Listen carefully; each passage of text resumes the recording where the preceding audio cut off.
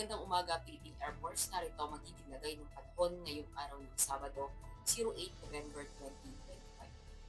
Para sa magiging update itong ating binabantayang bagyo na si Typhoon 1, kanina nga pong alas 4 ng umaga, ito ay huling namataan sa layong 985 km east of Eastern Visayas na may lakas po ng hangin na umaabot sa 130 km per hour mula sa sentro at may pagbugso ng 160 km per hour. Kumikilos ito pa west-northwestward sa bilis na 25 km per hour. At yung northeast monsoon naman o yung hangin amihan na nakakaapekto dito sa may extreme northern Luzon.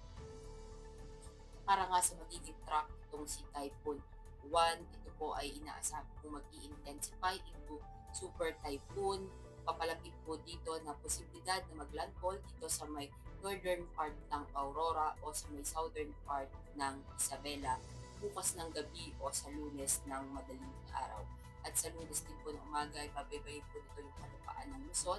At sa tanghali o patanghali din ng Lunes, ito po ay inaasahan naman na po nasa West Philippine Sea. At nakataas na nga po ang Tropical Cyclone wind signal number 2 dahil nga po kay Typhoon 1 dito sa may Catanduanes sa eastern and central portion ng northern Samar, sa northeastern portion ng Samar at northern portion ng eastern Samar.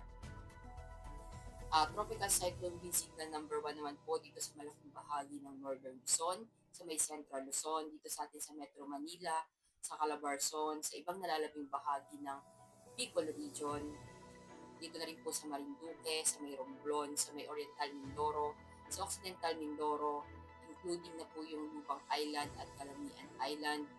At dito rin po sa ibang nalalabing bahagi ng Eastern Visayas, dito po sa northeastern portion ng Bohol, sa northern and central portion ng Cebu, including yung Bantayan and Camotes Island, dito po sa Capiz, sa Aklan, northern and central portion ng Antique, including yung Kaluya Island, Dinagat Island, Surigao del Norte. At para naman sa magiging lagay ng panahon ngayong araw, dahil nga kay Typhoon 1, asahan natin dito sa Catanduanes yung stormy weather at ibang nalalabing bahagi naman ng Bicol region, dito sa Isabela, sa Aurora at Quezon yung rain with gusty wind. At dito sa Metro Manila at ibang nalalabing bahagi ng Luzon, asahan natin yung maulap na kalangitan, may mga kalat-kalat na pag-ulan, pagkulog at pagkitad. At ito naman sa Northern Samar, sa Eastern Samar, asahan din natin yung stormy weather dahil nga po kay Typhoon 1 at dito sa Central Visayas, ibang nalalabing bahagi ng Eastern Visayas, dito sa Dinagat Island, Surigao del Norte naman, asahan natin yung rain with gusty wind at yung ibang nalalabing bahagi naman ng Mindanao, asahan natin yung maulap na kalangitan, may mga kalat-kalat na pag-ulan, pagkulog at pagkidlat.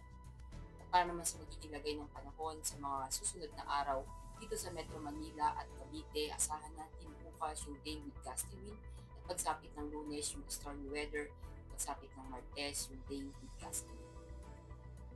Dito sa Angeles, asahan natin bukas hanggang Lunes yung stormy weather at pagsapit ng Martes yung day with gusty wind. Dito sa Lipa, asahan natin bukas hanggang Lunes yung day with gusty wind at pagsapit ng Martes yung maulat na kalangitan, yung mga kalat-kalat na pag-ulan, pagkulog at pagkidlat. Dito sa Puerto Princesa, asahan natin bukas at Lunes yung maulat na kalangitan, yung mga kalat-kalat na pag-ulan, pagkulog at pagkidlat. At pagsapit ng Martes yung bahagyang maulap hanggang maulat na kalangitan, may mga pulong-pulong pag-ulan, pagkulog at pagkidlat. At kayo na rin dito sa may Kalayaan Island, sa may Lapu-Lapu, at sa Buanga. Sa Davao, asahan natin bukas hanggang Martes ang bahagyang maulap hanggang maulap na kalangitan, may mga pulong-pulong pag-ulan, pagkulog at pagkidlat. Ang araw ay sumikat ng 05:54 at lulubog mamayang 17:06. Para sa ating moon illumination, meron tayong 87% decreasing. At para manatiling updated sa lagay at taya ng panahon, i-follow lamang ang Air Force Weather Center sa aming mga social media accounts.